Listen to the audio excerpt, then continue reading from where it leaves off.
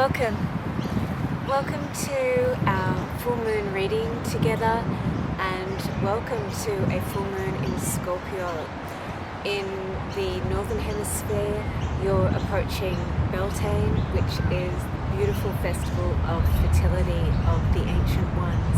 And so you're reaching a time of fullness and expansion and love and a sense of entering into true union with perhaps a lover, or perhaps with life itself, an expansive, immersive, beautiful unfolding of sensuality.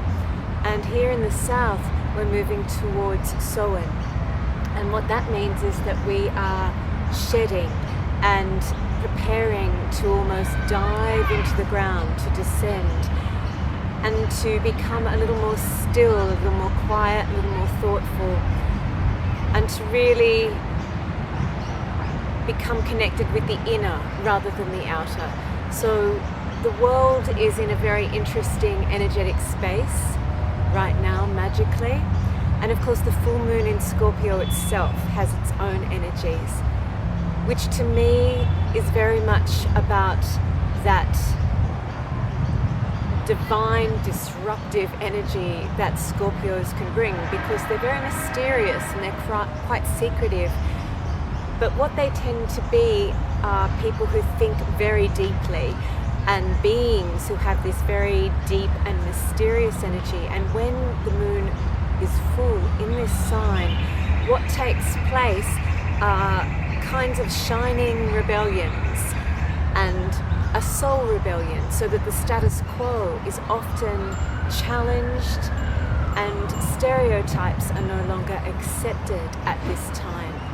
We enter into a time where we consider the expression of the soul to be more important than conforming with the norms that we are all often encouraged to embrace and to maintain quite rigidly throughout our lives.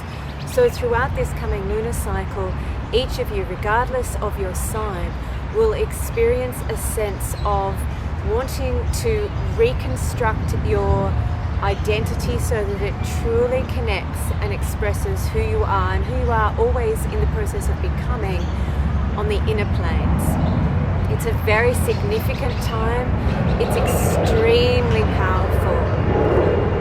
And I want you all just to understand that anything that may seem difficult or challenging or uncomfortable at this stage is almost like a shedding of skin. Let's go now through each of the signs and how this next lunar cycle will unfold for you. I'm using the beloved Oracle of the Dragon Fae, a deck which was created quite some time ago now. I'm using the first edition of the deck, and I've already shuffled and meditated with the deck. So let's see what it is that we're going to receive. I will just shuffle again.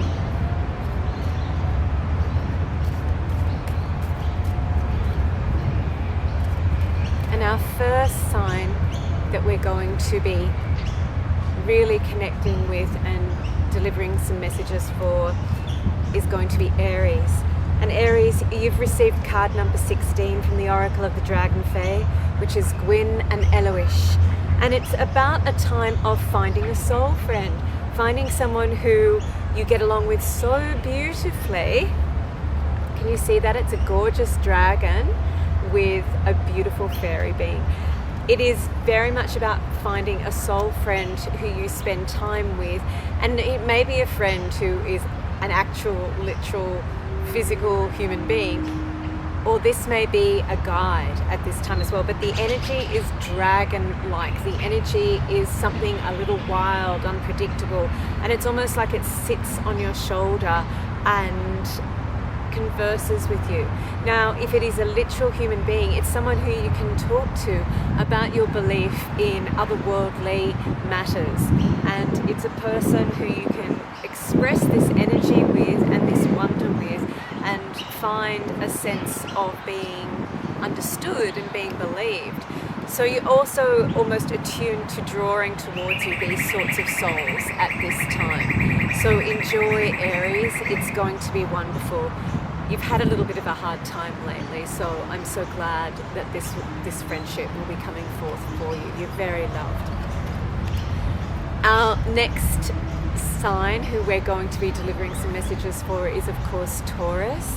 And the card that you've received is number 29 from the Oracle of the Dragon Fae. Bridget, we are one. Bridget is a fascinating goddess, Irish. She's a goddess of, to our modern minds, contradictions, almost polarities. She takes care of flame, but she also takes care of sacred wells.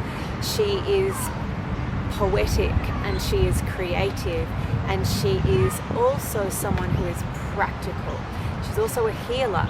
So this energy is going to be with you for the coming lunar cycle, Taurians, and you're going to find yourself very much wanting to create practical ways to heal and to deliver creative aspects of your soul and self. So if you're writing poetry, it's not just that you want to write it in a secretive journal, you want to be able to read it to people, or perhaps develop a blog or a space where you work with this. It's also a potential that you could be working with jewelry or smithcraft, you know, that sense of alchemizing metal into beautiful shapes. You'll be drawn to being very practical throughout this coming lunar cycle, and you'll also be feeling a sense of healing, deep healing. Bridget is of the flame too, so have candles around you, and make sure that you drink sufficient water during this time and cleanse, cleanse, cleanse. Moving now to Gemini. And you have card number 41, the Dragon Fae of Rebirth. This is about feeling whole. Sometimes for Geminis you can feel quite separated into different compartmental beings. You're quite comfortable with that too at times. You're one of those beings who do have many aspects to yourself, and you feel very comfortable often expressing those different aspects. But this lunar cycle, all of those aspects get drawn in, and they're serving your higher self or your deepest self, your soul self.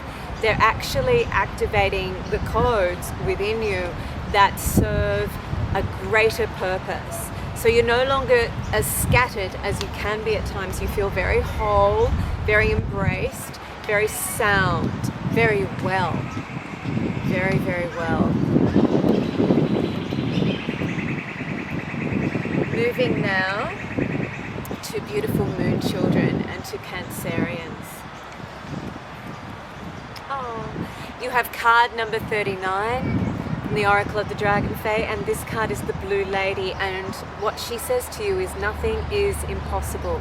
There may have been some challenges over the last month or so, and sometimes you can feel that it is impossible to not only overcome these, but to find a way to make what is just and right take place.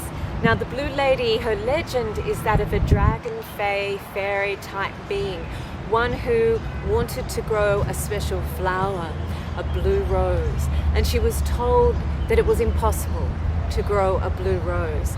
And of course, with intent and will and magic and energy and true communion with the source, she was able to draw that energy forth and create, or help create, the conditions for the blue rose to come forth.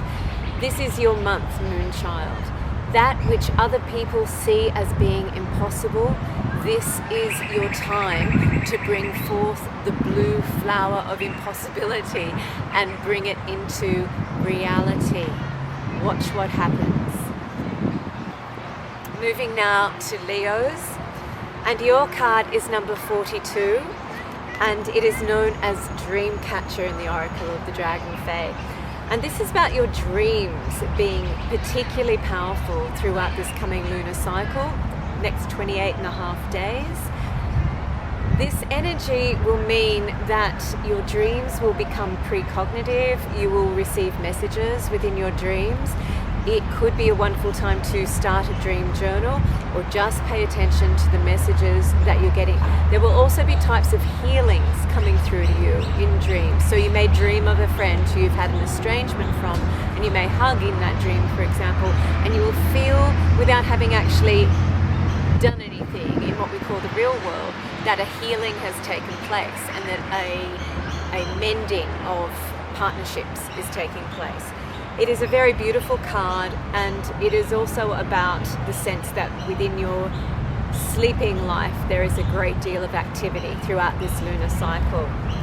Now, moving to Virgo, and your card for this lunar cycle is card number 14 from the Oracle of the Dragon Fae, the Green Lady of Idrekok. That's my attempt at Gaelic. Chosen one. It's a little bit of a card of responsibility, and it means that you need to step up. Virgos quite often have a sense of purity about themselves, but sometimes what they can do is that they can project that outwards and scrutinize others. Now that can work in many circumstances. It's not a bad quality. But what this means for this coming lunar cycle, Virgos, is that quality that you often take and scrutinize others with, you must take back to you and do a kind of assessment of your life and see where there needs to be some kind of amends made, to see where you need to expand and open up, and to see where you need to perhaps apologize. There is also a sense with this card of knowing that when we have a big destiny, we have to work from a very good and strong energy.